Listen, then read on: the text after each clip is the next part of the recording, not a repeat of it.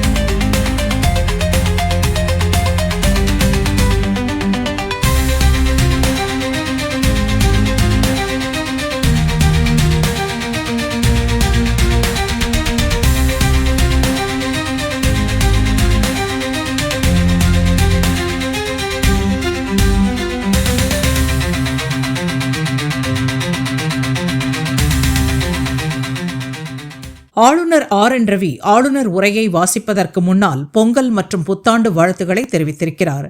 தொடர்ந்து உரையை வாசிக்காமல் அவை மரபுப்படி தமிழ்த்தாய் வாழ்த்து பாடியதற்கு எதிர்ப்பு தெரிவித்து முதலில் தேசிய கீதம்தான் பாட வேண்டும் என்று வலியுறுத்தி இருக்கிறார்.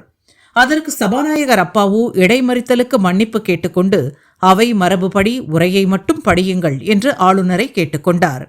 அவையில் ஆளுநர் சொந்த கருத்துக்களை தெரிவிக்கக்கூடாது என்ற மரபு இருப்பது தெரிந்தும் ஆளுநர் RN ரவி உரையை வாசிக்காமல் தொடர்ந்து சொந்த கருத்துக்களை பேசியதுடன் தம்மை பேசவிடாமல் மைக் ஆஃப் செய்யப்பட்டுவிட்டதாகவும் தன்னை அவமரியாதை செய்துவிட்டதாகவும் குற்றம் சாட்டிவிட்டு அவையை விட்டு வெளியேறியிருக்கிறார். அதற்கு கண்டனம் தெரிவித்த திமுக கூட்டணி கட்சி உறுப்பினர்கள் ஜனநாயக உரிமையை ஆளுநர் மீறக்கூடாது, அவை மரபை ஆளுநர் மீறக்கூடாது என்று கோஷமிட்டிருக்கின்றனர். தொடர்ந்து ஆளுநரின் செயலுக்கு கண்டனம் தெரிவித்து தீர்மானம் கொண்டு வந்த முதலமைச்சர் MK-ஸ்டாலின் ஆட்டுக்கு தாடியும் சட்டப்பேரவைக்கு ஆளுநரும் எதற்கு என்று கேள்வி எழுப்பிய அண்ணாவும் கலைஞர் கருணாநிதியும் ஆளுநருக்கு உரிய கண்ணியத்தை வழங்க தவறியதில்லை என்றும் அவர்களது வழியில் தானும் ஆளுநருக்கு உரிய மரியாதையை வழங்கி வருவதாகவும் கூறியிருக்கிறார்.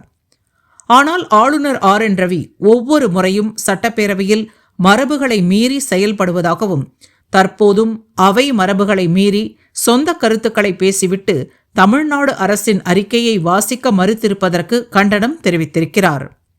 தொடர்ந்து ஆளுநரின் இந்த செயலை அவை குறிப்பில் இருந்து நீக்க வேண்டும் என்றும் முதலமைச்சர் MK-ஸ்டாலின் வலியுறுத்த சபாநாயகர் அப்பாவு வாக்கெடுப்பு நடத்த உறுப்பினர்கள் ஏற்க தீர்மானம் நிறைவேற்றப்பட்டிருக்கிறது. செயல் அவர் வகிக்கக்கூடிய பதவிக்கு அழகல்ல. இந்திய அரசமைப்பு சட்டம் ஆர்டிகல் 176 படி ஆளுநர் உரை என்பது மாநில அரசால் தயாரிக்கப்பட்ட ஆளுநரால் முழுமையாக படிக்கப்பட வேண்டிய ஒன்றாகும். இதில் ஆளுநர் தனது சொந்த கருத்துக்களை தெரிவிப்பதற்கோ மாநில அரசால் தயாரித்து வழங்கப்பட்ட உரையில் நீக்கம் செய்வதற்கோ அரசமைப்பு சட்டத்தில் ஆளுநரின் உரை குறித்து தெரிவிக்கக்கூடிய ஆர்டிகல் 176 தெளிவுபடுத்துவதற்கு வழிவகை செய்யப்படவில்லை. இருப்பினும் நாம் அவ்வாறு சில விளக்கங்களை குறிப்பிட்டு நேற்று அரசுக்கு கடிதம் எழுதி தொடர்ந்து அவருக்கு அதற்கான பதிலும் அளிக்கப்பட்டிருக்கிறது. இந்த நிலையில் மாண்புமிகு ஆளுநர் அவர்கள் வேண்டும் என்று அரசமைப்பு சட்டத்தை மீறிய ஒரு செயலை செய்துள்ளார்.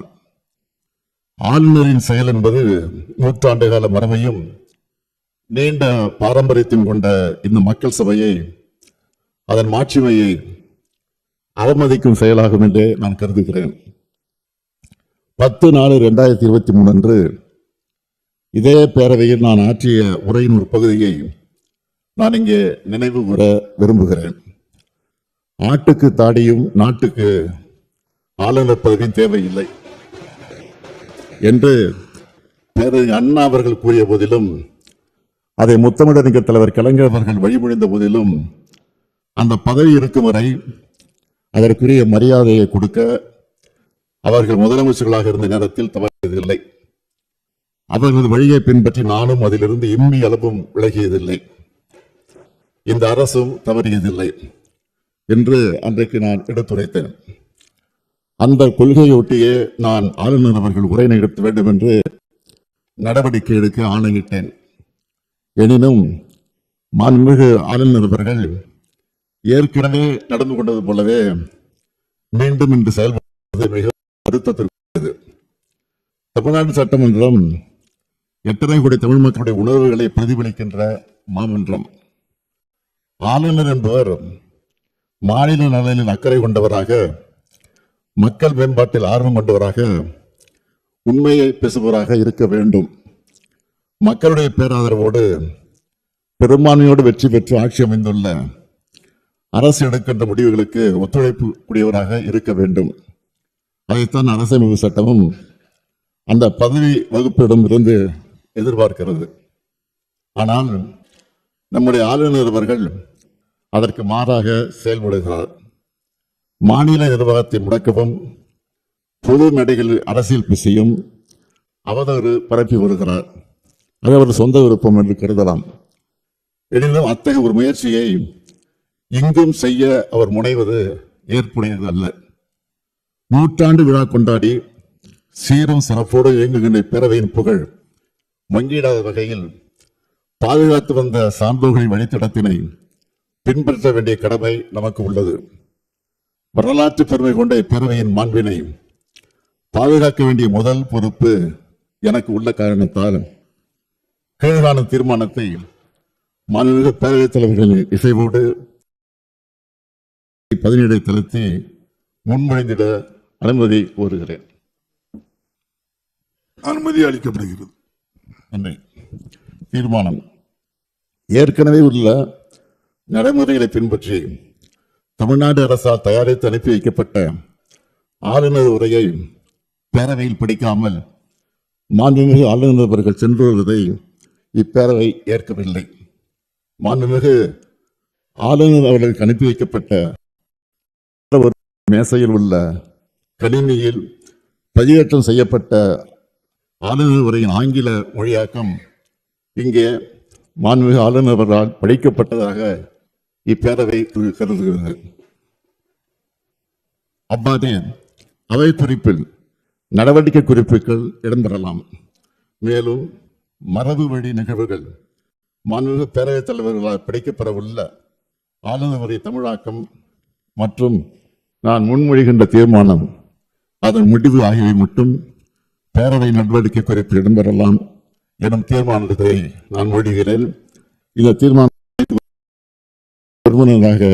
நிறைவேற்றி தர வேண்டி மாண்புமிகு முதலமைச்சர் அவர்களின் தீர்மானம் பேரவையின் முடிவுக்கு விடப்படுகிறது. மறுப்போர் இல்லை மறுப்போரே இல்லை என்று கருதுகிறேன். மறுப்போரே இல்லை. தீர்மானம் ஒருமனதாக நிறைவேறியது. இந்த சட்டம் பதிவேற்றம் செய்யப்பட்ட ஆளுநர் உரையின் ஆங்கிலம் மற்றும் அவை குறிப்பில் இடம்பெறும், வேறு எவையும் அவை குறிப்பில் இடம்பெறாது என்பதையும், அதுபோல் பத்திரிகைகளும் ஊடகங்களும்